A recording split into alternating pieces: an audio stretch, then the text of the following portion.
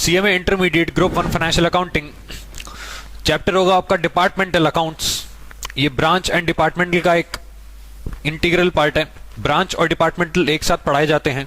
Departmental account start करने से पहले मैं आपको बता दूं कि यूजुअली आपने देखा होगा किसी भी बिजनेस में जब आप कोई भी लार्ज ऑर्गेनाइजेशन में जाते हो तो आपको सेपरेट सेट ऑफ बुक्स अलग अलग डिपार्टमेंट्स की नहीं मिलती, यानी कि एक trading and PNL overall business organisation का बना दिया जाता है।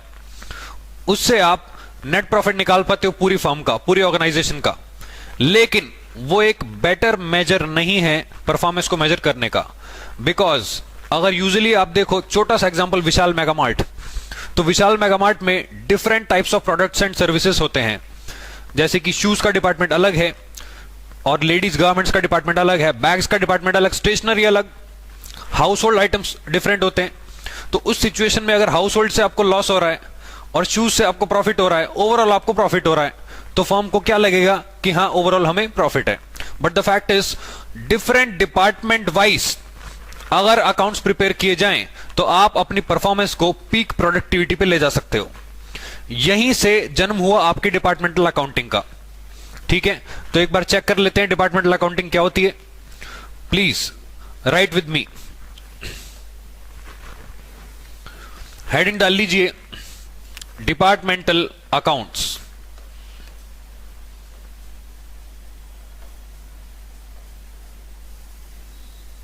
Departmental accounts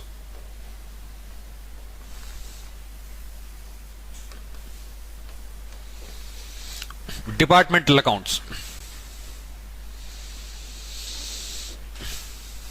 introduction.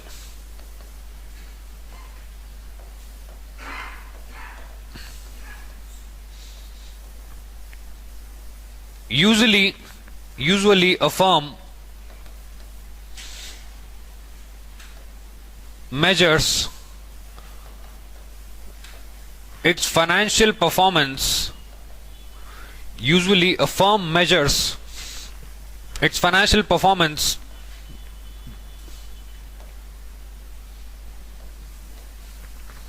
by preparing a single trading and profit and loss account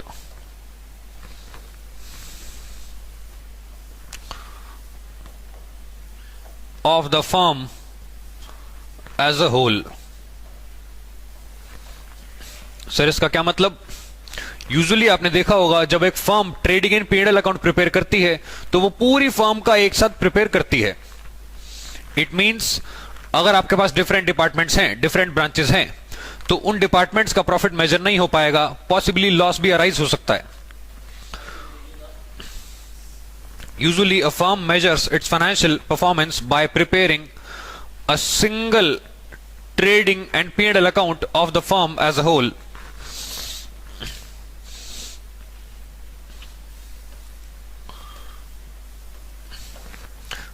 Departmental accounting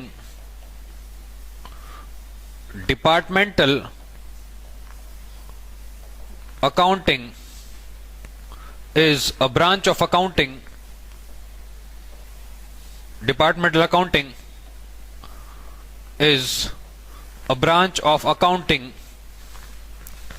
where financial performance of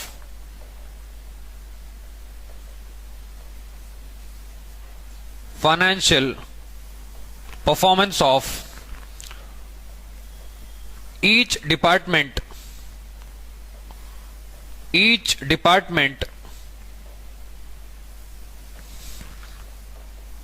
is measured separately.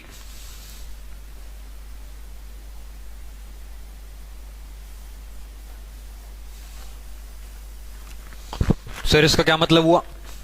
Simple language में जब डिपार्टमेंटल अकाउंटिंग फॉलो की जाती है तो उस सिचुएशन में जितनी भी फाइनेंशियल परफॉर्मेंस आप कैलकुलेट करते हो, आप मेजर करते हो, वो डिफरेंट डिपार्टमेंट्स के लिए, हर एक डिपार्टमेंट के लिए अलग हो जाती है। शू सेक्शन अलग, लेडीज सेक्शन अलग, कोई कितने भी डिपार्टमेंट एक बिजनेस में हो, उन डिपार्टमेंट्स के लिए अलग अलग डिपार्टमेंट्स का मेजरमेंट, फाइनेंशियल परफॉर्मेंस अलग मेजर होता है। अब देखते हैं इस चैप्टर के अंदर आपको कंटेंट क्या क्या पढ़ने हैं। तो नेक्स्ट आपका हेडिंग है contents. Please put down the heading contents.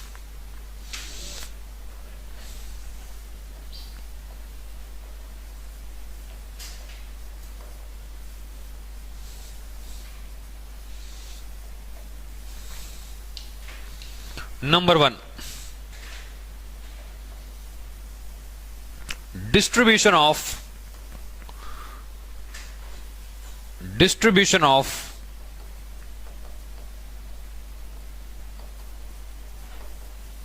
various expenses, distribution of various expenses among different departments।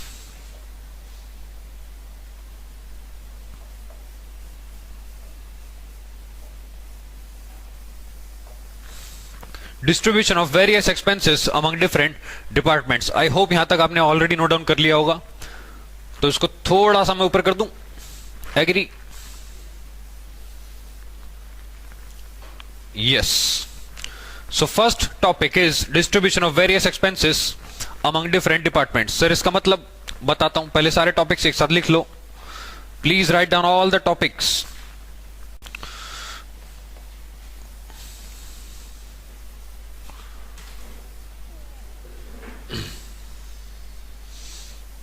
Treatment of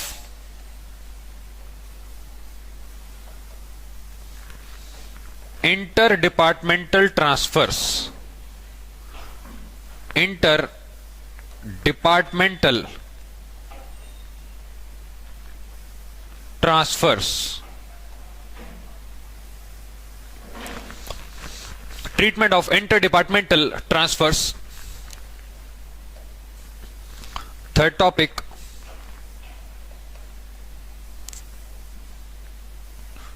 treatment of stock reserve, treatment of stock reserve। And finally आपका जो last topic है that will be departmental final accounts. Sir final accounts क्यों? Financial performance कैसे major करोगे? Trading PNL बना के। Sir इसमें भी ट्रेडिंग पीएनएल, यस, बट इसमें डिपार्टमेंटल ट्रेडिंग एंड पीएनएल बनेगा। सर वो क्या होता है? अभी बताते हैं क्या होता है। फर्स्ट टॉपिक आपने क्या लिखा? पहले तो आपने क्या लिखा? डिपार्टमेंटल अकाउंटिंग क्या होती है? It's a branch of accounting where financial performance of each department is measured separately. यानी कि आप हर एक डिपार्टमेंट का फाइनेंशियल परफॉर्मेंस सेपरेटली मेजर करते हो। पहला टॉपिक। अब सेपरेटली मेजर करने के लिए आपको फाइनल अकाउंट्स प्रिपेयर करने पड़ेंगे। यहां पे फाइनल अकाउंट्स प्रिपेयर करने के दो तरीके होते हैं। There are two methods to prepare final accounts of a department. वो दो मेथड्स कौन से हैं? पहला मेथड, जब एक department separate set of books हर एक डिपार्टमेंट की प्रिपेयर करता है। लेकिन एक बात ध्यान रखना, ये सारे बिजनेस नहीं कर पाएंगे। क्यों? क्योंकि ये लार्ज साइज की ऑर्गेनाइजेशन ही कर पाती हैं, क्योंकि ये मेथड बहुत ही एक्सपेंसिव होता है। अगर हर एक डिपार्टमेंट में आप एक अकाउंटेंट रखो, उसको बोलो कि तू हमारे अकाउंट्स डिपार्टमेंट की प्रिपेयर कर, तो यहां पे ये जो मेथड है बहुत ही एक्सपेंसिव हो जाएगा। तो यूजुअली जो मेथड फॉलो किया जाता है दैट इज इंटरनल, यानी कि सेंट्रलाइज्ड अकाउंटिंग होती है। सेंट्रलाइज्ड अकाउंटिंग में क्या होता है? सिर्फ ट्रेडिंग एंड पीएनएल को कॉलमर फॉर्म में बना दिया जाता है। कॉलमर फॉर्म में मतलब अगर 5 डिपार्टमेंट्स हैं एक ऑर्गेनाइजेशन में, तो ट्रेडिंग पीएनएल में अमाउंट के 5 कॉलम आएंगे। अकाउंट्स एक ही जगह प्रिपेयर हो रहे हैं, लेकिन एक्सपेंसेस को, ओपनिंग स्टॉक को, परचेज को, सेल्स को, क्लोजिंग स्टॉक को, और direct expense, indirect expenses, losses, profits, सारे item of trading and P&L को डिस्ट्रीब्यूट कर दिया जाएगा उन कॉलम्स में। सर अगर ऐसा कोई आइटम हुआ जो डिस्ट्रीब्यूट ना हो पाए तो उसके लिए जनरल पीएनएल बनाया जाएगा। यानी कि जितने मैक्सिमम परमिसिबल एक्सपेंस हो सकते हैं वो आप इंटर डिपार्टमेंट वाइज, यानी कि डिपार्टमेंटल वाइज आप उसको ट्रांसफर कर दो। बाकी जो एक्सपेंसेस और इनकम्स बचे which can not be transferred to departmental trading and PNL, वो जनरल प्रॉफिट एंड लॉस में ट्रांसफर हो जाएंगे। तो आप ओवरऑल परफॉर्मेंस बाद में मेजर कर पाओगे। ठीक है। इस सिचुएशन में एक प्रॉब्लम अराइज होती है। वो प्रॉब्लम क्या होती है? ओपनिंग स्टॉक, स्टॉक तो आप इजीली निकाल सकते हो, शूज का स्टॉक कितना है ठीक है, बैग्स का स्टॉक कितना है, क्लोजिंग स्टॉक भी आप निकाल सकते हो, परचेज भी आप अलग अलग डिपार्टमेंट्स की निकाल सकते हो, सेल्स भी निकाल सकते हो। लेकिन when it comes to expenses, आहा मजा आएगा। हाँ, सब अकाउंटेंट करेगा भाई साहब। प्रॉब्लम ये है वो अकाउंटेंट उस एक्सपेंस को पुट कैसे करेगा अलग अलग डिपार्टमेंट में। पानी पीने का जग तो एक ही जगह रखा है, जूते वाला भी वहीं से पानी पी रहा है और चप्पल वाले भी वहीं से पानी पी रहा है, पतंग उड़ाने वाले भी वहीं से पानी पी रहा है, हर कोई वहीं से पानी पी के जा रहा है। यानी कि उसकी इलेक्ट्रिसिटी का एक्सपेंस जो पूरे शॉप फ्लोर के अंदर जा रहा है, उसको अब डिफरेंट डिपार्टमेंट्स में कैसे डिस्ट्रीब्यूट करोगे। रेंट पूरी बिल्डिंग का एक साथ जाता है, 4x4 का अलग नहीं जाएगा, 5x16 का अलग नहीं जाएगा, पूरी दुकान का रेंट अलग से नहीं जाएगा, एक साथ ही जाएगा। ऐसे में एक्सपेंसेस को डिस्ट्रीब्यूट करने में प्रॉब्लम अराइज होती है। उस प्रॉब्लम का सॉल्यूशन कॉस्ट अकाउंटिंग से निकाला गया है, जिसको बोलते हैं एलोकेशन एंड अपॉर्शनमेंट। हो सर, वर्ड तो सुना सुना लग रहा है। हाँ तो सुना होगा पक्का, नहीं सुना हो बताओ, कह रहे नहीं सुना। एलोकेशन का मतलब होता है ऐसा कोई एक्सपेंस जो डायरेक्टली किसी भी डिपार्टमेंट में एलोकेट हो सकता है इजीली, उसको वहां एलोकेट कर दो। For example depreciation on machinery या डेप्रिसिएशन ऑन बिल्डिंग। अगर फर्नीचर के ऊपर डेप्रिसिएशन आप लगा रहे हो तो जिस डिपार्टमेंट में जितना फर्नीचर अवेलेबल है, on the basis of value of furniture आप उसको डिपार्टमेंट को डिस्ट्रीब्यूट कर सकते हो, ठीक है। या फिर कोई ऐसा स्पेसिफिक एक्सपेंस है जो एक ही डिपार्टमेंट में किया जा रहा है, तो वो तो उसी डिपार्टमेंट में जाएगा ना। तो यहां पे सबसे पहला टॉपिक जो आपके चैप्टर में कवर है, that is the distribution of various expenses among different departments.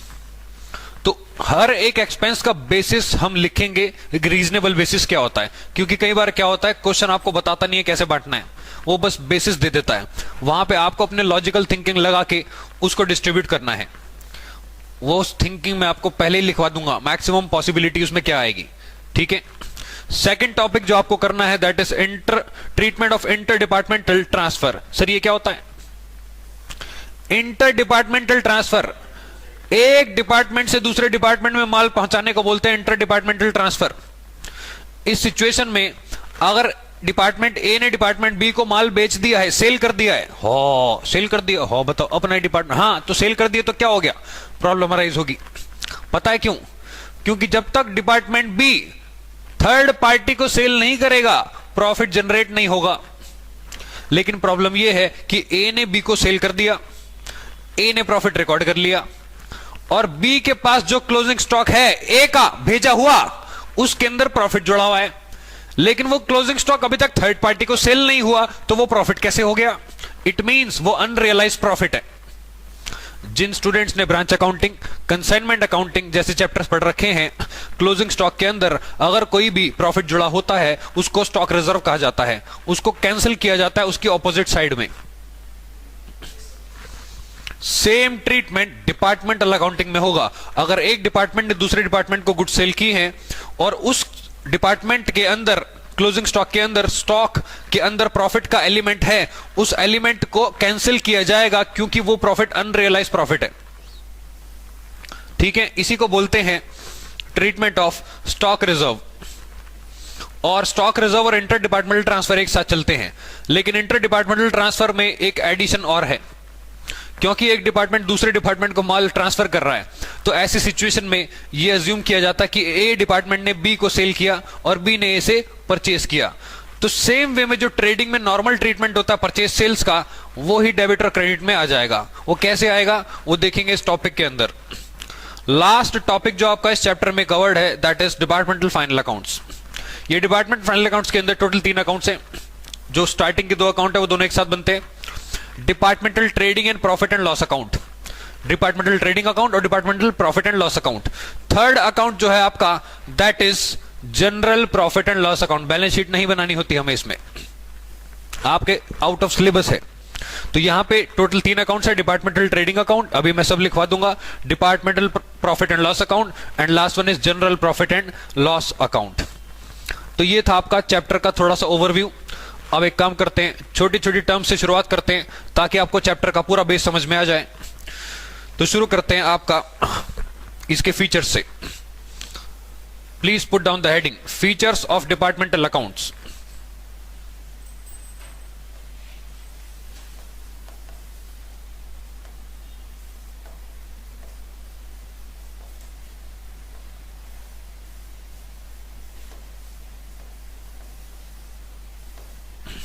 Features of departmental accounts.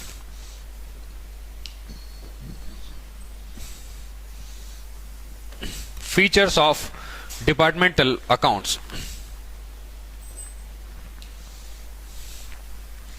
First feature is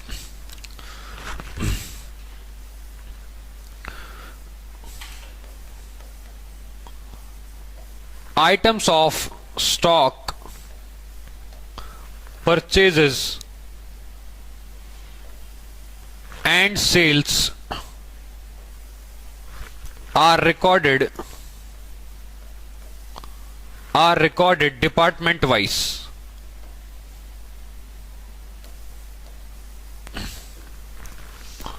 आप सेल्स परचेज और स्टॉक को कैसे रिकॉर्ड करते हो? Department wise, department A B C D E total. Second one is items of expenses that can be allocated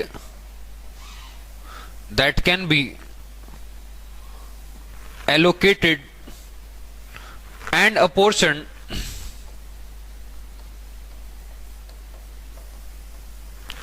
apportioned are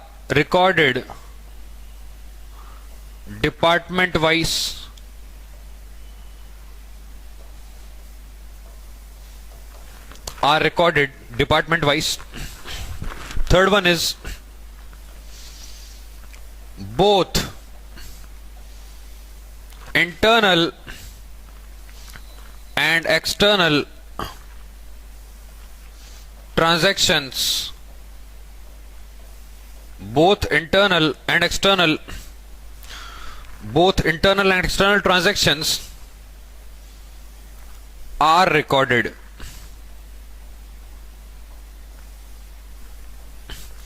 Both internal and external transactions are recorded.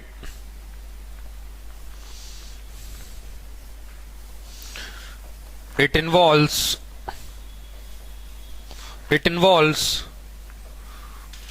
departmental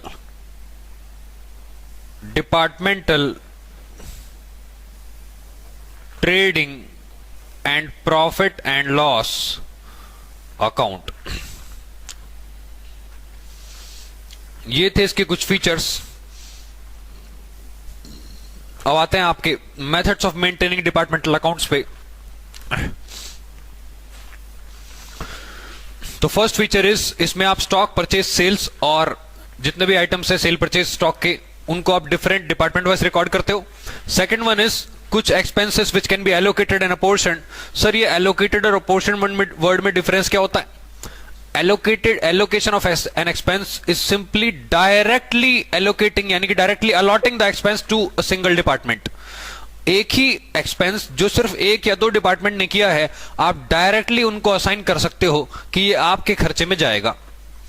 लेकिन अपॉर्चनमेंट means बंटवारा, वो आपको एक reasonable basis पे distribute करना पड़ेगा. ठीक है, that is the difference between allocation and apportionment. Cost accounting में भी इसका आप यूज करोगे. सर कौन से चैप्टर में? Overheads. Both internal and external transactions are recorded. That simply means अगर डिपार्टमेंट ए ने बाहर थर्ड पार्टी को माल बेचा और डिपार्टमेंट ए ने बी को भी ट्रांसफर कर दिया, इंटरनल भी है एक्सटर्नल भी है, दोनों ट्रांजैक्शंस रिकॉर्ड होंगी डिपार्टमेंट ए की बुक्स में. Last one is it involves departmental trading and P&L account. क्योंकि आपको फाइनेंशियल परफॉर्मेंस अलग अलग डिपार्टमेंट्स की मेजर करनी होती है, इसलिए इसमें departmental trading and P&L account prepare होता है. तो ये थे आपके कुछ फीचर्स. अब नेक्स्ट हेडिंग डाल लो,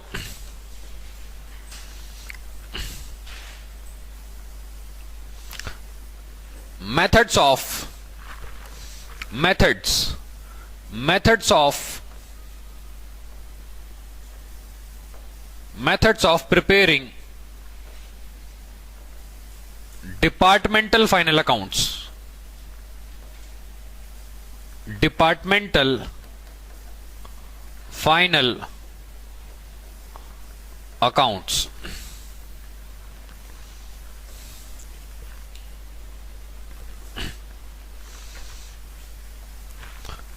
डिपार्टमेंटल अकाउंट्स यूजुअली दो टाइप से प्रिपेयर हो सकते हैं। First one is separate set of books. Separate set of books. Separate set of books. जब आप सेपरेट सेट ऑफ बुक्स बनाते हो तो यहां पे books of each department, books of each department are prepared separately।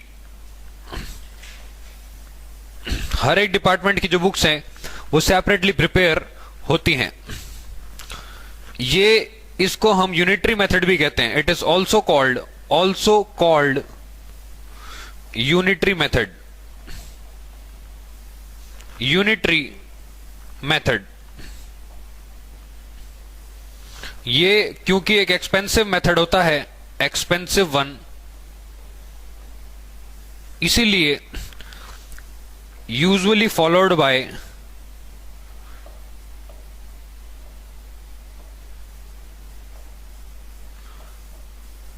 Large size forms. Please write it down separate set of books के अंदर।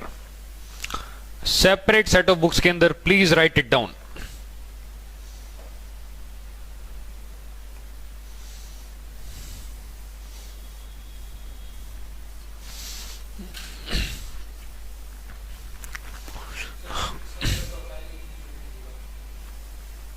किसका? यूनिटरी। यूनिटरी मतलब सिंगल यूनिट।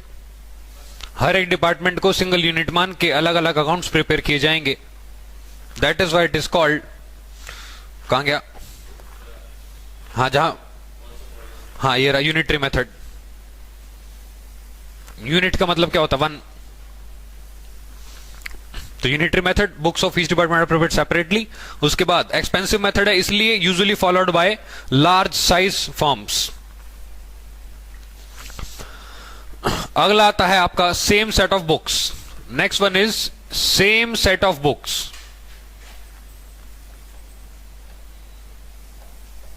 इसके ब्रैकेट में लिख दो centralised accounts.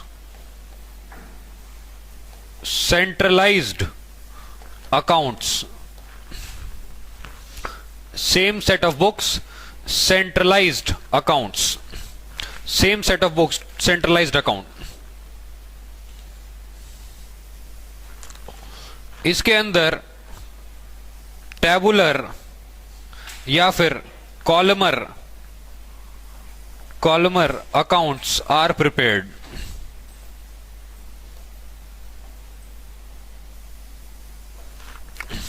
Please write it down. Tabular और columnar accounts are prepared. Tabular और कॉलमर मींस एक ही मेथड में अगर आप ट्रेडिंग अकाउंट बना रहे हो तो उसके डिफरेंट कॉलम्स आ जाएंगे department wise, A B C D E X Y Z.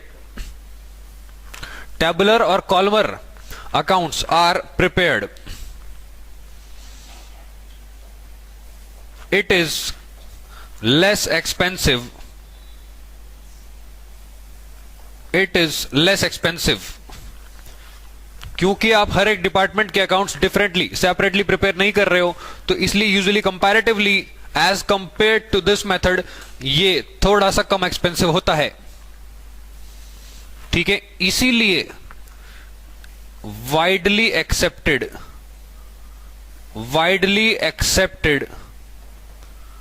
by most firms, widely accepted by most firms। इसलिए दुनिया में ज्यादातर फर्म्स इसी मेथड को यूज करती हैं because it is less expensive. तो ये थे आपके methods of preparing departmental final accounts. Please write it down. उसके बाद हम चलते हैं आगे।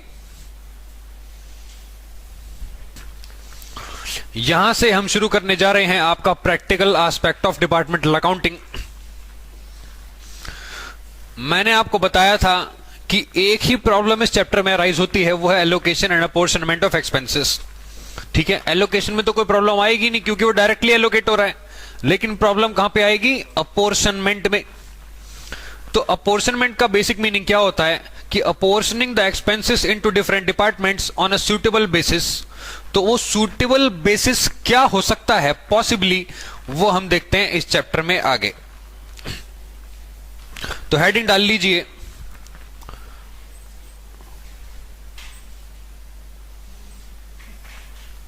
Basis of allocation of expenses. Basis of allocation और apportionment of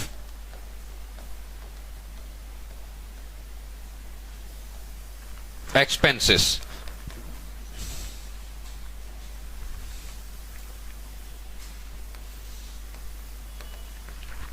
basis of allocation और अपोर्शनमेंट ऑफ एक्सपेंसेस, हाँ जी टॉपिक है, और यही टॉपिक आज की क्लास में सबसे बड़ा टॉपिक होने वाला है। इसमें प्लीज अपनी राइटिंग स्पीड को इंक्रीज कर लें क्योंकि मैं बहुत सारी चीजें एक साथ लिखने वाला हूं। ठीक है, तो आप मेरे साथ दो कॉलम बना लीजिए। पहला कॉलम आपका होगा nature of expenses.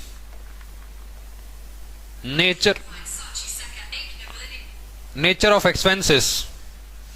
Google aunty अपने आप ओपन हो गई। हाँ आंटी आप शांत रहा करो। आखिरी कॉलम में बना लो basis of allocation. Basis of allocation. मुझे सुन सुन के इनका दिमाग गर्म हो गया होगा गूगल असिस्टेंट का। सीएमए का सिलेबस सीए से कितना अलग है? ओहो गुड क्वेश्चन क्लास के बीच में। भाई साहब सीए से थोड़ा बहुत ही अलग है। Majority of the topics are same, questions are same.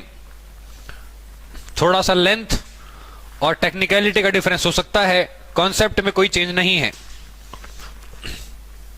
Nature of expenses और basis of allocation. Please put down the heading basis of apportionment और एलोकेशन, और वहां पे आपको दो कॉलम बनाने हैं। ये दो कॉलम कौन से हैं? First column is nature of expenses and second column is basis of allocation. तो सबसे हाँ बेसिस, उसमें सिर्फ एक बेसिस आएगा ना। जैसे बहुत सारे एक्सपेंस हैं जो सेल्स के बेसिस पे बांटे जा सकते हैं, तो वो बहुत सारे एक्सपेंसेस यहां पे आ जाएंगे और सामने आएगा अकेला सेल्स। ठीक है, तो लिखो फर्स्ट एक्सपेंस। मैं इसको ऊपर कर रहा हूं थोड़ा सा, प्लीज राइट डाउन। कहां गया पिंक वाला? हाँ पिंकी पिंकी, ये रहा। पहला लिखो selling expenses, salesman salary.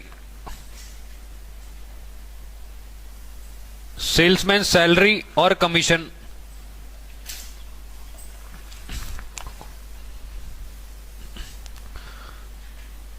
Salesman travelling expense.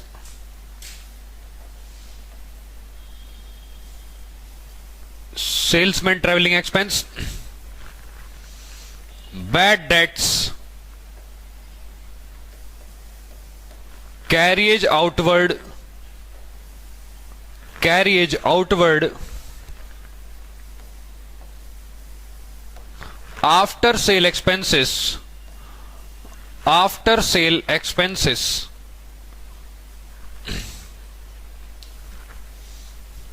Packing expenses,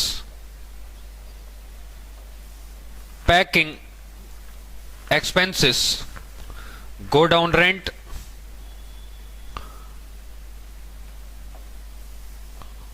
go down rent,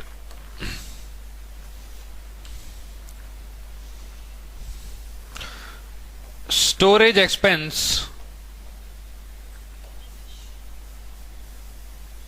discount allowed,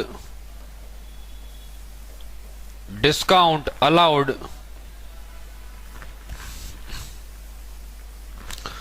provision for discount on debtors,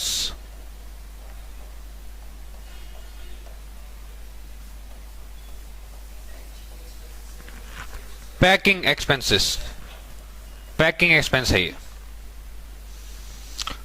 ये सारे एक्सपेंसेस आपके एक सिंगल टर्नओवर या फिर सेल्स के ऊपर बांटे जाते हैं। टर्नओवर या फिर सेल ऑफ ईच डिपार्टमेंट।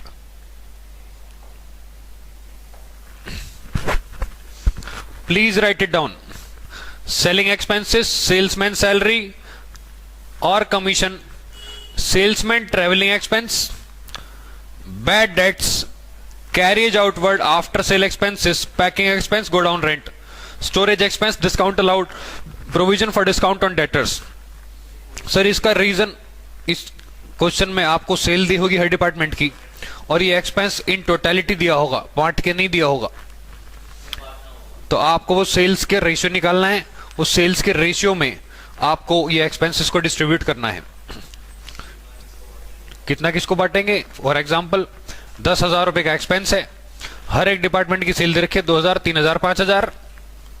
हाँ, और क्या, सेल तो डिपार्टमेंट वाइज अवेलेबल होती ही है सबकी। अब यहां पे कुछ पॉइंट ऐसे हैं जो आपको लगेगा कि ये सेल्स में क्यों बांटे जा रहे हैं, ये एक रीजनेबल बेसिस है। उसका रीजन मैं आपको बताता हूं क्या है। ऊपर वाले 3 नाम तो आपको देख के ही पता लग रहा होगा कि वो सारे सेल्स के ऊपर बेस्ड होते हैं। सेलिंग एक्सपेंसेस, सेल्समैन की सैलरी, सेल्समैन का कमीशन और उसका travelling expense. Sir bad debts किससे पैदा होते हैं? डेटर्स से। बैड डेट्स मींस आपने डेटर्स को उधार माल क्रेडिट सेल करी, पैसा लेके भाग गया, सेल्स से पैदा हुए थे डेटर्स। उस डेटर्स ने जो आपको नुकसान दिया, that is called bad debts. वो बैड डेट्स भी सेल्स के ऊपर ही डिस्ट्रीब्यूट होगा डिपार्टमेंट वाइज। कैरियज आउटवर्ड का मतलब होता है आपने डिलीवरी करते टाइम कैरियज दिया, ठीक है, तो ये भी आपका सेलिंग एक्सपेंस है। आफ्टर सेल एक्सपेंस, अगर आपने कोई गारंटी दे रखी है प्रोडक्ट की, वारंटी दे रखी है प्रोडक्ट की, सर्विस आपने वादा कर रखा है 2-3 सर्विस फ्री का, तो वो आफ्टर सेल सर्विस जो होती है वो भी आपके सेल्स के रेशियो में डिस्ट्रीब्यूट होगी। इसके अलावा पैकिंग एक्सपेंस तो होता ही सेलिंग एक्सपेंस है। Go down rate, storage expense, उसको रखने का, माल को रखने का एक्सपेंस भी आपका सेल्स के ऊपर ही डिस्ट्रीब्यूट होगा। डिस्काउंट अलाउड का मतलब होता है आपने बेचते टाइम डिस्काउंट दिया क्योंकि वो सामने वाला पार्टी कैश में पेमेंट कर रही है, तो डिस्काउंट अलाउड भी आपका सेल्स के रेशियो में डिस्ट्रीब्यूट होगा। उसके आखिरी में आपका पॉइंट है provision for discount on debtors. अगर कोई डेटर आपको जल्दी पेमेंट कर देता है, आपको आभास हुआ कि ये डेटर्स जल्दी पेमेंट करेगा, उसके लिए आप प्रोविजन बना के रखते हो पहले से डिस्काउंट देने के लिए, तो आपने एक्सपेंस को पहले रिकॉग्नाइज कर लिया, लेकिन वो किस बेसिस पे होगा? सेल्स के बेसिस पे। ये था आपका पहली कैटेगरी का एक्सपेंस जो टर्नओवर के ऊपर बांटे जाने वाले एक्सपेंसेस थे। अब आ जाओ नेक्स्ट पॉइंट पे। सर ऐसे कितने हैं? ज्यादा नहीं है, बस 12। हाँ, नाइस। अरे एक एक लाइन के भी है ना बीच में।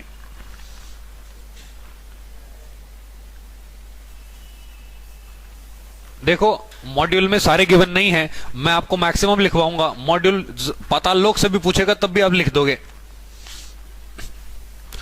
तो कलकत्ता काट नहीं खा पाएगा आपको इस चीज में। दूसरा लिखो, सेकंड कहां गया? पिंकी, हाँ ये रहा। तोड़ो तोड़ो, सब तोड़ दो। वो दिल फेंके जा रहे हैं यहाँ पे, कैच कैच खेल रहे हैं। बताओ, मजाक कर रहा हूं, नहीं खेल रहे हैं कहीं, सच में मानो क्लास में कैच कैच होता है। लिखो carriage inward, carriage inward, carriage inward, discount received.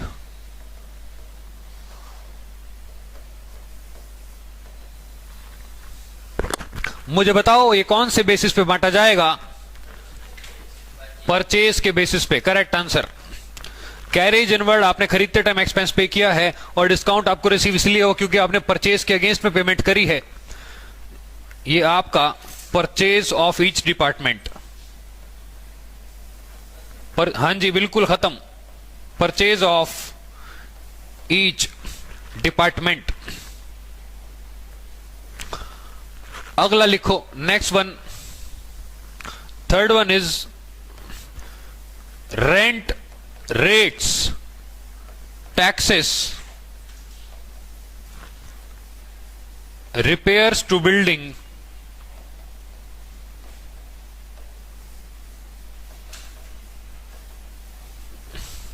rent, rates, taxes, repairs to building, insurance of building,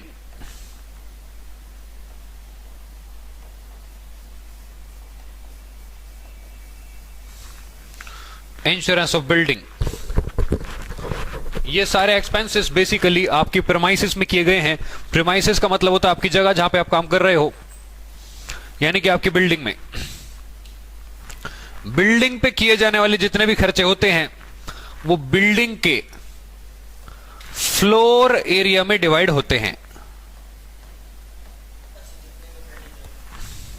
आपने टोटल रेंट बिल्डिंग का दिया है, वो रेंट बिल्डिंग के फ्लोर एरिया में डिवाइड होगा, रेंट, रेट्स, टैक्सेस तीनों। इसके अलावा आपने बिल्डिंग में रिपेयर कराया, वो भी फ्लोर एरिया में डिवाइड होगा, और बिल्डिंग का इंश्योरेंस भी बिल्डिंग के फ्लोर एरिया में डिवाइड हो जाएगा।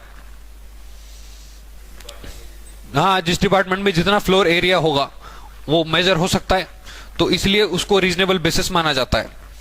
अगला लिखो, छोटा सा ही है, फोर्थ एक्सपेंस, लाइटिंग। लाइटिंग, बिजली का खर्चा। बिजली का खर्चा यूजुअली लाइट पॉइंट्स पे बांटा जाता है।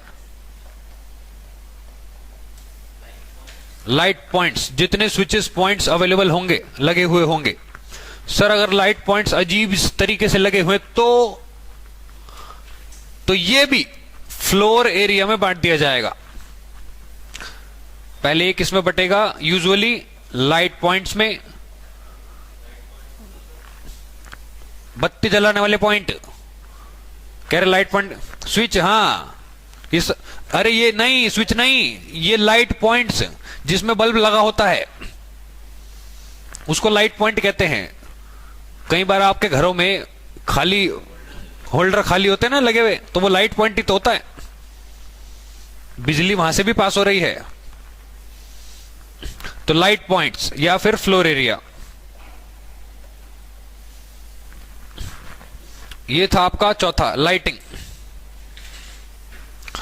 अगला लिखो, पांचवा, फिफ्थ में लिखो डेप्रिसिएशन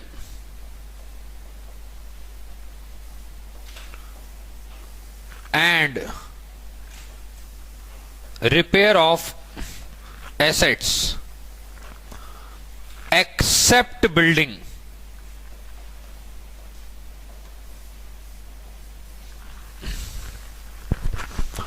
डेप्रिसिएशन और रिपेयर्स उस एसेट का, किसका? जिसमें बिल्डिंग नहीं है। सर ऐसी कौन सी एसेट होती है? बहुत होती है, फर्नीचर होता है, प्लांट एंड मशीनरी होता है,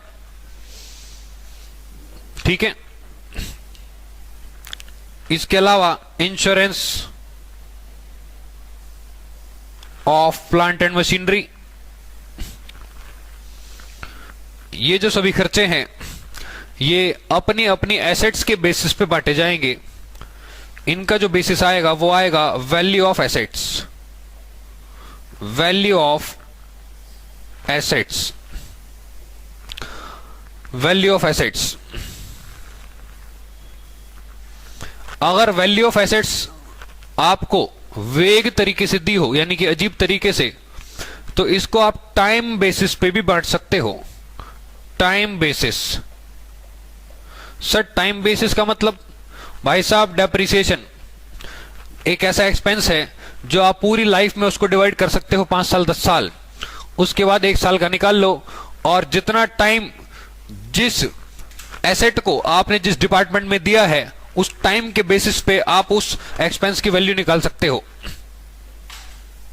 यह भी एक रीजनेबल बेसिस होगा, बट यहां पे प्रेफरेंस किसको दी जाएगी? वैल्यू ऑफ एसेट्स को। जो प्रेफरेंस दी जाएगी पहले वो वैल्यू ऑफ एसेट्स को दी जाएगी। अगला लिखो, sixth, insurance of stock. Insurance of stock, insurance of stock, insurance of stock. इसको थोड़ा सा नीचे कर देता हूं मैं, यहां तक उम्मीद करता हूं आपने लिख लिया होगा। इंश्योरेंस ऑफ स्टॉक,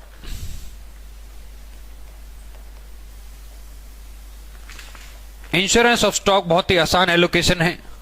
ये स्टॉक की वैल्यू के बेसिस पे बांटी जाएगी, एवरेज स्टॉक। जिस डिपार्टमेंट में जितना स्टॉक है, तो एवरेज स्टॉक आ जाएगा बेसिस वैल्यूएशन का। Average stock, average stock. Seventh में लिखो group insurance premium. Group insurance premium, आपने 100 एम्प्लॉइज का प्रीमियम एक साथ दे दिया, 100 वर्कर का। जब 100 वर्कर्स का इंश्योरेंस प्रीमियम आप एक साथ पे कर दोगे, सो इन दैट केस इसका जो डिस्ट्रीब्यूशन होगा, एलोकेशन होगा, वो होगा उन वर्कर्स की डायरेक्ट वेजेस के ऊपर। डायरेक्ट वेजेस, जिस डिपार्टमेंट में जितनी डायरेक्ट वेजेस पे की जा रही हैं, आपका एक्सपेंस एलोकेट हो जाएगा।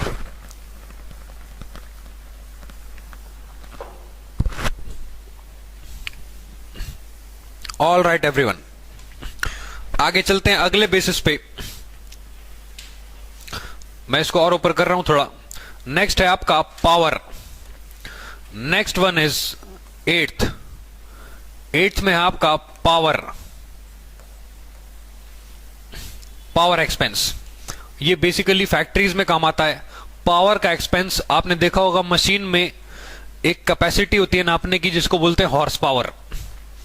तो जो पावर का एक्सपेंस है वो यूजुअली हॉर्स पावर के बेसिस पे बांटा जाता है। हॉर्स पावर, अगर हॉर्स पावर आपको ना दी हो तो इसके अलावा और आवर्स वर्कड, जितने घंटे उस डिपार्टमेंट में काम हुआ, उसके बेसिस पे भी आप इसकी एलोकेशन कर सकते हो। उसके बेसिस पे भी आप इसकी एलोकेशन कर सकते हो। पावर का जो एक्सपेंस है, या तो वो हॉर्स पावर या फिर वो आवर्स वर्कड के बेसिस पे बांटा जाएगा। Next one is 9th expense, canteen expenses. Labour welfare expenses,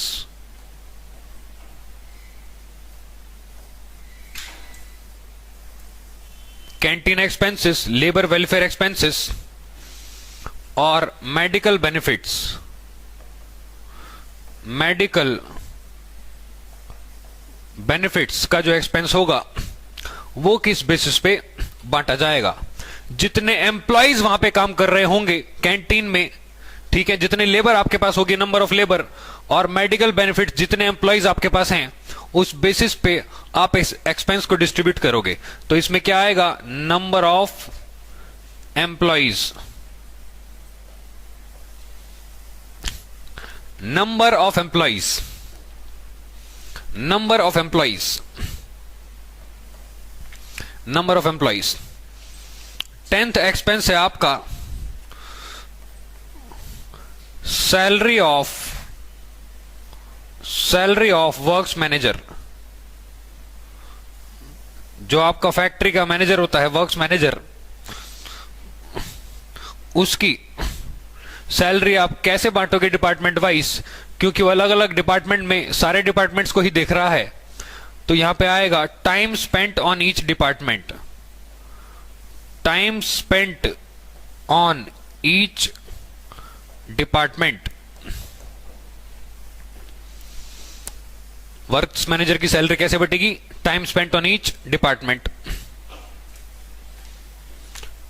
इसके अलावा second last expense, provident fund और ईएसआई कंट्रीब्यूशन। प्रोविडेंट फंड और ईएसआई कंट्रीब्यूशन, सर ये क्या होता है? टैक्स पढ़ी है क्या आपने? पीएफ और ईएसआई में जो एम्प्लॉयर है वो अपनी तरफ से भी कुछ कंट्रीब्यूट करता है एम्प्लॉय की कंट्रीब्यूशन के साथ।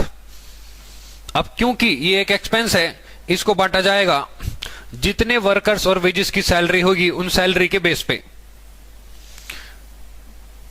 Wages and salaries of workers,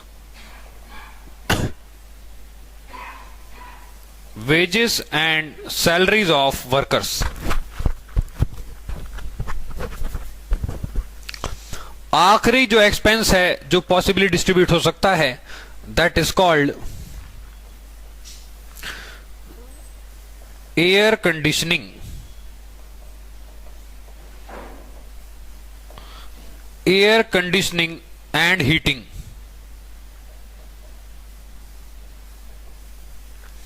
air conditioning और हीटिंग का खर्चा, जितनी एनर्जी दूसरे डिपार्टमेंट ने कंज्यूम की, ये आएगा basis energy consumed by each department.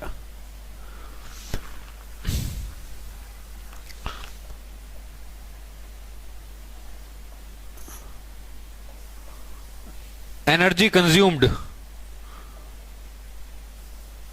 By each department. तो ये था आपका एलोकेशन और बेसिस एक्सपेंसेस का। ठीक है, अब एक काम करते हैं, आपके डिपार्टमेंटल ट्रेडिंग पीडल का फॉर्मेट देखते हैं और फिर इस सारे टॉपिक्स को रिवाइज करेंगे जो भी आपने अभी तक पढ़ा है, और क्लास के सेशन को ओवर करेंगे। यहां तक इसको नोट कर लो, उसके बाद चलते हैं आगे।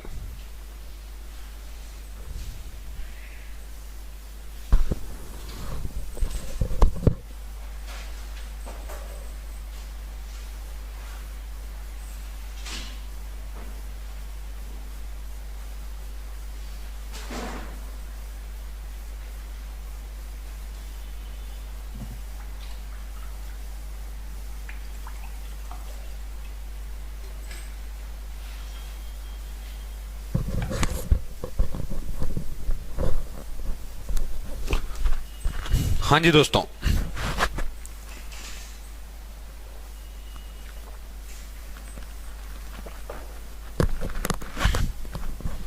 राजकुमार मुग्दल, हाय। अगला हेडिंग डाल लीजिए, format.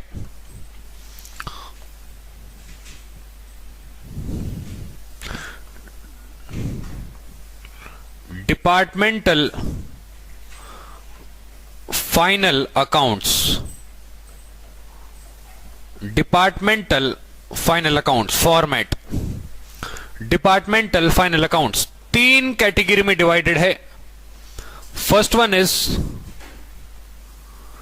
Departmental trading account.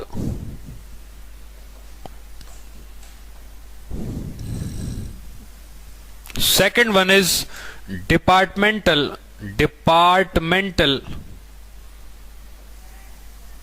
profit and loss account, and third one is general profit and loss account. General profit and loss account. Sir इन तीनों अकाउंट्स में क्या क्या आता है? वही सेम जो बिल्कुल बचपन की यादें ताजा करने वाला 11वीं क्लास का पीएनएल था और ट्रेडिंग था, वही बनेगा, बस कॉलमर फॉर्म में। जनरल में पीएनएल, जो डिपार्टमेंटल पीएनएल से नेट प्रॉफिट निकलेगा वो जनरल पीएनएल के क्रेडिट साइड में ट्रांसफर होगा। उसके बाद डेबिट साइड में वो एक्सपेंस आएंगे जो ट्रांसफर नहीं हो पाए डिपार्टमेंटल वाइज में, और वो इनकम्स आएंगी जो डिपार्टमेंटल वाइज में डिस्ट्रीब्यूट नहीं हो पाई। उसके बाद निकल के आएगा पूरे ओवरऑल बिजनेस का नेट प्रॉफिट जो कैपिटल में ट्रांसफर हो जाएगा। ठीक है, तो एक काम करते हैं, इन तीनों का फॉर्मेट देखते हैं। सबसे पहले है आपका डिपार्टमेंटल ट्रेडिंग अकाउंट। तो हेडिंग डाल लो फिर से, डिपार्टमेंटल ट्रेडिंग अकाउंट, या आप इन दोनों को एक साथ भी प्रिपेयर कर सकते हो, तो इन दोनों को हम एक साथ ही बना लेते हैं। Departmental trading and PNL account, general PNL वो अलग बनेगा। Departmental trading and profit and loss account, departmental trading and profit and loss account. अब यहां पे मैं अजम्पशन लेके चल रहा हूं कि आपके पास दो डिपार्टमेंट्स हैं, एक डिपार्टमेंट ए, डिपार्टमेंट बी। ठीक है, तो यहां पे पर्टिकुलर्स डिपार्टमेंट ए और डिपार्टमेंट बी, फिर से पर्टिकुलर्स डिपार्टमेंट ए और डिपार्टमेंट बी। तो आपके पास फॉर्मेट में दो कॉलम आएंगे अमाउंट के।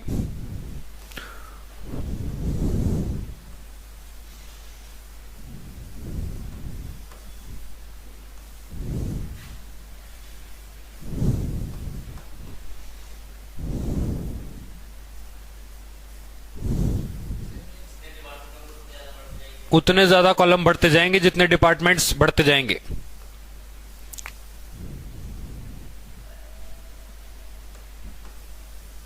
किसी किसी क्वेश्चन में 3 डिपार्टमेंट 4 डिपार्टमेंट्स भी हैं, और वो बोल रहा है कि टोटल का कॉलम भी बनाओ एक साथ। हाँ, तो फिर उस सिचुएशन में 5 कॉलम आएंगे, 4 डिपार्टमेंट और एक टोटल। सर कॉपी कैसे बनेगी? बनानी पड़ेगी। बनेगी कैसे? हाँ हाँ जी दोस्तों, सबसे पहले ट्रेडिंग अकाउंट के, सर आपने ये फॉर्मेट क्यों बनवाया? तो हमें आता है। हाँ अभी पता लग जाएगा, आता है। डेबिट साइड में 3 आइटम होते हैं। पहला ओपनिंग स्टॉक, ये डिपार्टमेंट वाइज आएगा। यही अमाउंट का कॉलम है मोहतरमा। हाँ, तो ये इसमें क्या डाले, आपको क्या लगता है? Opening stock, net purchase, net purchases और डायरेक्ट एक्सपेंसेस। डायरेक्ट एक्सपेंसेस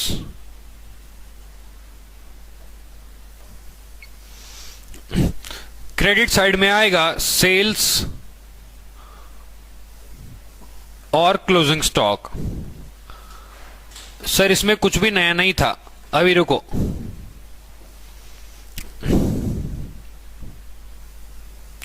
मैंने आपको बताया था कि जब एक डिपार्टमेंट दूसरे डिपार्टमेंट को माल ट्रांसफर करता है तो उस सिचुएशन में उसको इंटर डिपार्टमेंटल ट्रांसफर बोला जाता है। जब एक डिपार्टमेंट दूसरे डिपार्टमेंट को माल भेजेगा तो एक डिपार्टमेंट की तरफ से सेल हो रही है, दूसरा डिपार्टमेंट उसको रिसीव कर रहा है। मैं यहां पे एक assumption ले रहा हूं, डिपार्टमेंट ए ने बी को माल भेजा।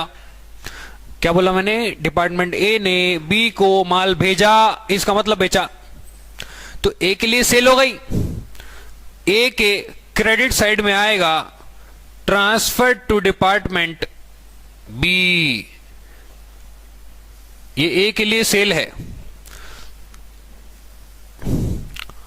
और क्योंकि बी ने माल रिसीव किया तो बी ने परचेज किया। Transfer from department A, B के कॉलम में।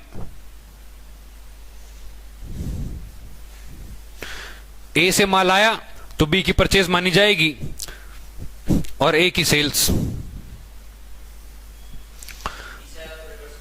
हाँ बिल्कुल, ये था आपका इंटर डिपार्टमेंटल ट्रांसफर। अब पॉइंट ये है कि अगर इनके अंदर प्रॉफिट जुड़ा हुआ है और डिपार्टमेंट बी ने ए वाला माल अभी तक नहीं बेचा, यानी कि बी के क्लोजिंग स्टॉक में अगर प्रॉफिट जुड़ा हुआ है तो वो आपको कैंसिल करना पड़ेगा। सर वो कैंसिल कहां पे होगा? जनरल P&L में। डिपार्टमेंटल अकाउंट्स में वो कैंसिल नहीं होगा, क्योंकि वो ओवरऑल प्रॉफिट निकालने के काम आएगा। अब यहां पे आपका ट्रेडिंग अकाउंट खत्म हो जाएगा। ट्रेडिंग डिपार्टमेंटल ट्रेडिंग अकाउंट यहां पे आपका फिनिश हो जाएगा, और यहां से निकल के आएगा हमारा ग्रॉस प्रॉफिट या ग्रॉस लॉस। अगर आपकी क्रेडिट साइड ज्यादा हुई, अगर आपकी क्रेडिट साइड ज्यादा हुई तो डेबिट में क्या निकल के आएगा? ग्रॉस प्रॉफिट, जो कि ट्रांसफर हो जाएगा departmental profit and loss account में। तो क्रेडिट साइड में आएगा GP, transferred from departmental trading account.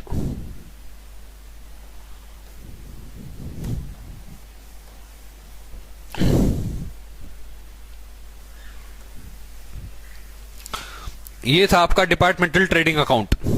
अब आते हैं P&L पे। तो P&L के लिए इसको मैं थोड़ा सा ऊपर कर रहा हूं।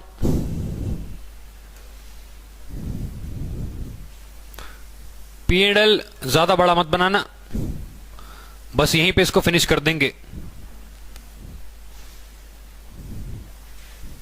हाँ जी, ग्रॉस प्रॉफिट आपने ट्रांसफर कर दिया। अब इसमें वो आइटम्स आएंगे जो इनडायरेक्ट एक्सपेंसेस और इनडायरेक्ट इनकम्स होते हैं, जो डायरेक्टली आप एलोकेट कर सकते हो। तो डेबिट साइड में आएगा इनडायरेक्ट एक्सपेंसेस, इनडायरेक्ट एक्सपेंसेस, और क्रेडिट साइड में आएगा इनडायरेक्ट इनकम्स।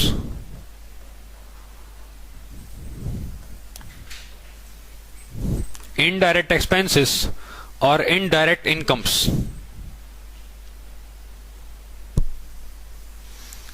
निकल के आएगा यहां पे profit transfer to general P&L account. Profit transfer to general profit and loss account. ये अभी नेट प्रॉफिट नहीं है, क्योंकि नेट प्रॉफिट पूरे बिजनेस का ओवरऑल एज अ होल होता है। यहां से जो डिपार्टमेंट वाइज प्रॉफिट निकल के आएगा, ये डिपार्टमेंट वाइज प्रॉफिट ट्रांसफर हो जाएगा जनरल P&L के अंदर। तो अगला जो फॉर्मेट है that is general profit and loss account. General profit and loss account, general profit and loss account. Pranav Kakade, hi. General profit and loss account. General profit and loss account में एक ही column बनाना, 6-7 लाइन का format है। General profit and loss account, general profit and loss account.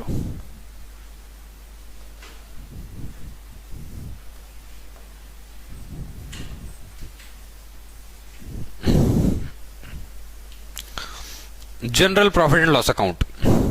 Good sir, thank you very much Pranav. हाँ जी दोस्तों, तो जनरल P&L अकाउंट में जो डिपार्टमेंटल वाइज आपने प्रॉफिट निकाला था, यही प्रॉफिट ट्रांसफर हो जाएगा जनरल प्रॉफिट एंड लॉस के क्रेडिट साइड में। सर यहां पे तो 2 प्रॉफिट हैं, तो दोनों एक साथ ट्रांसफर होंगे। By profit transferred from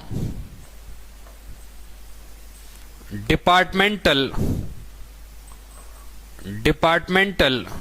P&L account. यहां पे दोनों डिपार्टमेंट का प्रॉफिट प्लस हो जाएगा, department A plus department B. वो टोटल प्रॉफिट क्रेडिट साइड में आ जाएगा। टोटल प्रॉफिट क्रेडिट साइड में आने के बाद जो एक्सपेंसेस डिपार्टमेंट वाइज आप डिस्ट्रीब्यूट नहीं कर पाए, उसको अपोर्शन एलोकेट नहीं कर पाए, वो एक्सपेंसेस और इनकम्स आएंगे आपके general profit and loss account के अंदर। तो डेबिट साइड में आएगा expenses which could not be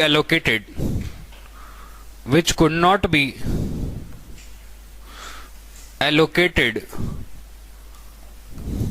और क्रेडिट साइड में आएंगी इनकम्स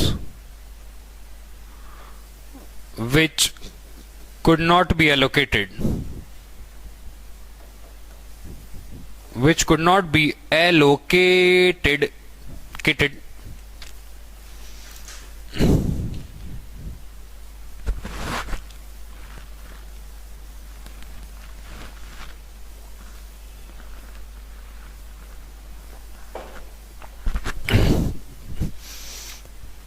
मैंने आपको शुरुआत में बताया था, जब एक डिपार्टमेंट दूसरे डिपार्टमेंट को माल ट्रांसफर करता है उसको इंटर डिपार्टमेंटल ट्रांसफर कहते हैं। जब सामने वाला डिपार्टमेंट ने बी ने ए से माल खरीदा और ए से खरीदा हुआ माल उसने मार्केट में बेच दिया, कोई समस्या नहीं आएगी, नो प्रॉब्लम। लेकिन अगर ए ने बी को माल ट्रांसफर किया और बी ने वो माल बेचा नहीं या पूरा नहीं बेचा, जो ए से माल खरीदा था उसमें कुछ पार्ट बिकने से रह गया थर्ड पार्टी को, तो ए ने क्या फ्री में बेचा होगा बी को? प्रॉफिट ऐड करके बेचा होगा कि नहीं बेचा होगा? भले ही कम, पक्का क्या होगा ऐड प्रॉफिट। इसका मतलब बी के पास जो माल बचा हुआ है ए का, उसके अंदर प्रॉफिट का एलिमेंट इंक्लूडेड होगा। तो अगर आप ध्यान से देखो, ट्रेडिंग अकाउंट के अंदर क्लोजिंग स्टॉक में जो बी के पास माल पड़ा हुआ है, इसमें प्रॉफिट का एलिमेंट होगा।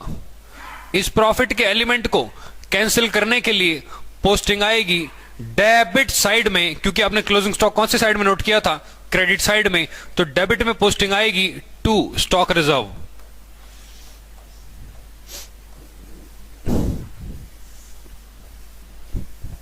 ये क्लोजिंग स्टॉक का स्टॉक रिजर्व है।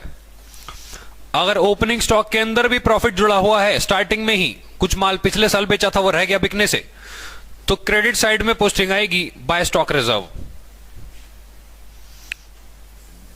Bye stock reserve. ये ओपनिंग स्टॉक की लोडिंग है। ओपनिंग स्टॉक का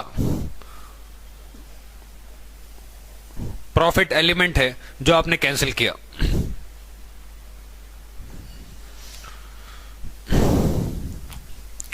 यहां पे कंप्लीट होता है आपका general profit and loss account. इसको टोटल कर देंगे। अगर क्रेडिट साइड ज्यादा आती है तो डेबिट में निकल के आएगा आपका फाइनल प्रॉफिट, यानी कि profit transferred to capital account. Profit transferred to capital account, balancing figure. Balancing figure, इस फॉर्मेट को प्लीज कंप्लीट द फॉर्मेट। उसके बाद मैं पूरा टॉपिक्स जो आज की क्लास में हमने किया, हाँ जी sir is it regular batch और रिवीजन? रेगुलर बैच है भाई साहब पंकज। मैं अभी पूरा चैप्टर अभी तक जो आपने किया है मैं पूरा रिवाइज कराने वाला हूं 5 मिनट के अंदर, बिल्कुल 10 मिनट के अंदर पूरा रिवाइज हो जाएगा। अभी तक जो आपने टॉपिक्स पढ़े एकदम स्पीड से, तो इसको नोट कर लो। 2 मिनट का टाइम देता हूं और उसके बाद रिवाइज करते हैं आज का टॉपिक जो हमने किए।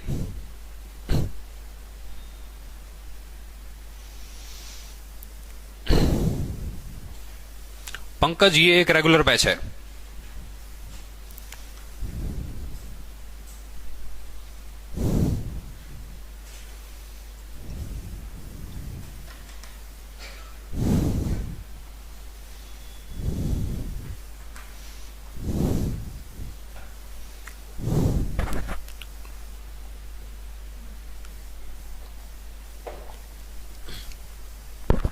हाँ जी दोस्तों,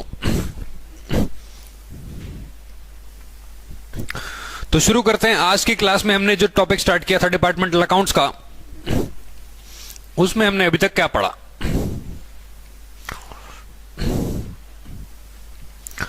सबसे पहले मैंने आपको दिया था डिपार्टमेंट का इंट्रोडक्शन।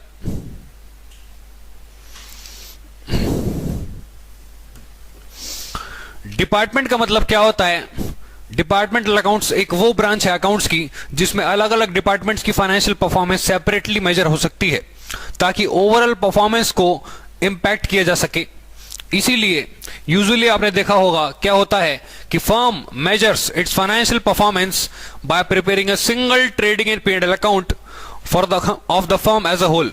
यानी कि कोई भी बिजनेस क्या करता है, पूरी फर्म का एक ही ट्रेडिंग P&L बनाता है और उसकी परफॉर्मेंस निकालता है एज अ होल।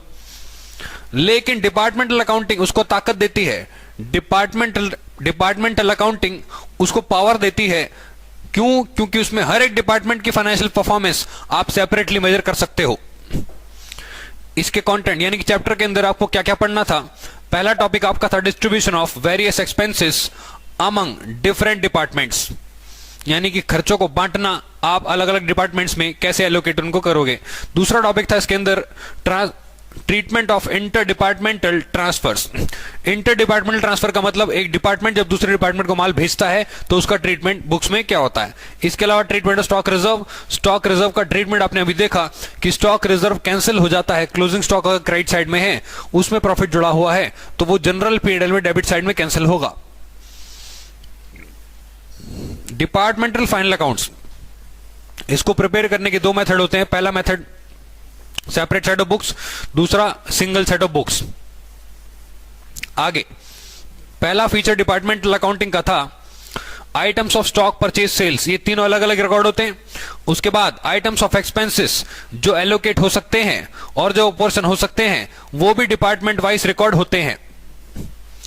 दोनों इंटरनल और एक्सटर्नल ट्रांजैक्शन रिकॉर्ड होती है बिजनेस में, यानी कि अगर डिपार्टमेंट ए ने बाहर कस्टमर चुन्नू को माल बेच दिया या फिर डिपार्टमेंट बी को माल बेच दिया, दोनों रिकॉर्ड होंगे। It involves departmental trading and PNL. Final accounts performance measure करने के लिए आपको departmental trading and PNL account prepare करना पड़ता है। मेथड्स मैंने आपको बताया, सेपरेट सेट ऑफ बुक्स हो सकती हैं और सेम सेट ऑफ बुक्स भी हो सकती हैं। सेपरेट सेट का मतलब यहां पे हर एक डिपार्टमेंट अलग अलग अपने अकाउंट्स यानी कि यूनिटरी मेथड से प्रिपेयर करेगा, इसलिए इसको यूनिटरी मेथड भी कहा जाता है। ये थोड़ा एक्सपेंसिव होता है, इसलिए इसको सिर्फ लार्ज फर्म्स ही फॉलो कर पाती हैं। वेयर एज जो same set of books prepare होती हैं, जिसको हम सेंट्रलाइज्ड अकाउंट्स बोलते हैं, सारे डिपार्टमेंट्स के अकाउंट एक ही जगह पे, उसको बोलते हैं टेबुलर या फिर कॉलमर मेथड। यानी कि आप जो अकाउंट्स प्रिपेयर करते हो उसके अलग अलग कॉलम्स बस बन जाते हैं। ये थोड़ा लेस एक्सपेंसिव होता है, इसलिए इसको बहुत वाइडली एक्सेप्ट किया जाता है। सारी फर्म्स इसको मोस्टली जो सस्ता कह रहा हूं, जो फर्म्स लार्ज ऑर्गेनाइजेशन नहीं होती वो इसको एक्सेप्ट करती हैं और इसको प्रिपेयर करती हैं। बेसिस ऑफ एलोकेशन में मैंने आपको बताया, जो सेलिंग एक्सपेंस, सेल्स से जुड़े हुए एक्सपेंस होते हैं वो टर्नओवर के बेस पे बांट दिए जाएंगे, जैसे कि बैड डेट्स, डिस्काउंट अलाउड वगैरह। कैरिज एनवर्ड, खरीदते टाइम जो आपने खर्चा किया, डिस्काउंट रिसीव्ड, वो आपका परचेज के बेसिस पे बांट दिया जाएगा। उसके अलावा बिल्डिंग से जुड़े हुए खर्चे, rent, rates, taxes, repairs to building, insurance of building, ये सारे फ्लोर एरिया पे बांट दिए जाएंगे। सर जनवरी एग्जाम तक सिलेबस कंप्लीट हो जाएगा क्या? Good question. हाँ भाई साहब, लाइव क्लास अभी स्टार्ट हुई है। जनवरी एग्जाम्स के लिए जितने चैप्टर हो पा रहे हैं आप वो कर लीजिए हमारे साथ। लाइटिंग का खर्चा लाइट पॉइंट्स या फिर फ्लोर एरिया में बांट दिया जाएगा। Depreciation, repair of assets except building, ऊपर हमने बिल्डिंग का खर्चा किसमें, फ्लोर एरिया में बांटा था, लेकिन प्लांट एंड मशीनरी पे जो भी खर्चा आप करोगे और उसका डेप्रिसिएशन वो वैल्यू ऑफ एसेट्स पे जाएगा। फर्नीचर वाला भी वैल्यू ऑफ एसेट पे ही जाएगा। उसके अलावा इंश्योरेंस ऑफ स्टॉक, स्टॉक का इंश्योरेंस कराओगे तो एवरेज स्टॉक के बेसिस पे उसको बांट दिया जाएगा department wise. Group insurance premium का मतलब होता है गुच्छे में 100 लोगों को आपने एक साथ इंश्योरेंस करा दिया, वो उनकी वेजेस में बांटा जाएगा। पावर का खर्चा हॉर्स पावर पे बांटा जाएगा या फिर आवर्स वर्कड। कैंटीन का एक्सपेंस, लेबर वेलफेयर एक्सपेंस आपका नंबर ऑफ एम्प्लॉइज पे बटेगा और मेडिकल बेनिफिट्स भी नंबर ऑफ एम्प्लॉइज पे बटेगा। इसके अलावा वर्क्स मैनेजर की जो सैलरी होती है, क्योंकि वर्क्स मैनेजर अलग अलग डिपार्टमेंट्स में टाइम देता है, इसलिए जितना टाइम उसने हर डिपार्टमेंट में दिया उस बेसिस पे उसको बांट दिया जाएगा, यानी कि time spent on each department. इसके बाद प्रोविडेंट फंड और ईएसआई कंट्रीब्यूशन। ईएसआई और प्रोविडेंट फंड में जो कोई एम्प्लॉयर कंट्रीब्यूट करता है तो वो उनकी वेजेस और सैलरीज के बेस पे होता है, इसलिए वेजेस और सैलरीज के बेस पे उसको बांट दिया जाएगा। लास्ट है आपका एयर कंडीशनिंग फैसिलिटी और हीटिंग, ये जितनी एनर्जी हर डिपार्टमेंट ने कंज्यूम करी उसके बेसिस पे इसको बांट दिया जाएगा।